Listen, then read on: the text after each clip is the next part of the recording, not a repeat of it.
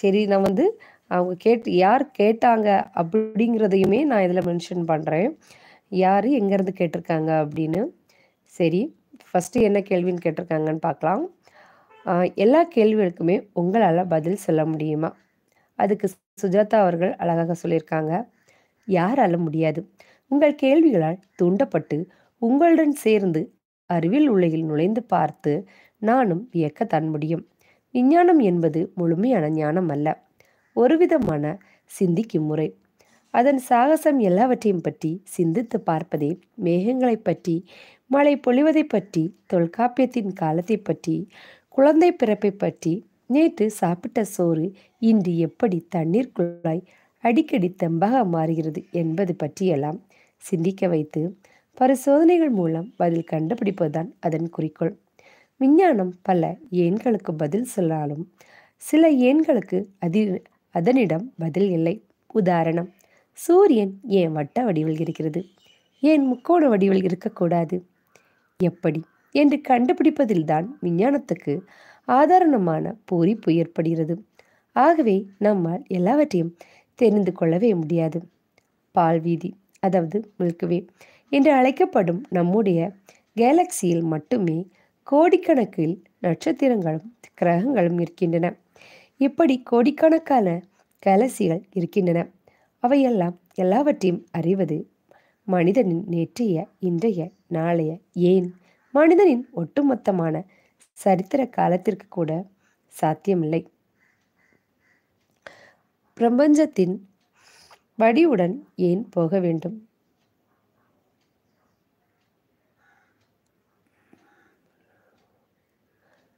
ஒரு கல்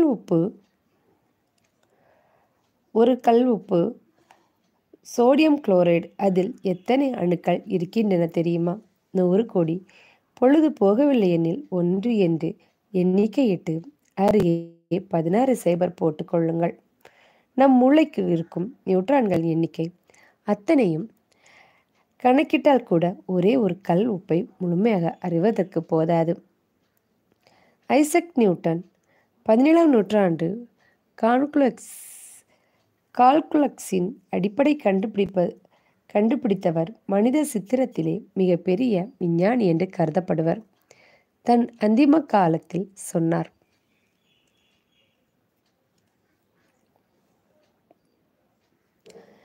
நான் கடற்கரையில் விளையாடும் ஒரு சிறுவன். இங்கே ஒரு கூழாங்கல், அங்கே ஒரு அழகான சங்கு என்று கண்டுபிடித்து பெருமிதப்பட்டு கொண்டிருக்கையில் எதிரே உன்னை என்று மாபெரும் சமுத்திரம் இன்னும் கண்டறியப்படாமல் பரவி கிடக்கின்றன.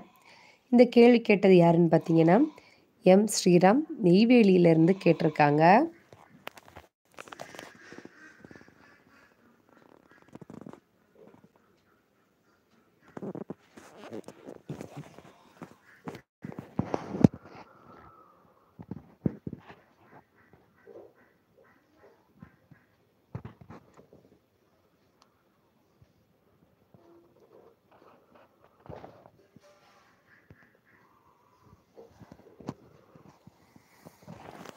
அடுத்த கொஸ்டின் என்னன்னு பார்த்தீங்கன்னா, விண்வெளி நகரங்கள் அமைக்க சாத்தியக்கூறுகள் ஏதேனும் உண்டா?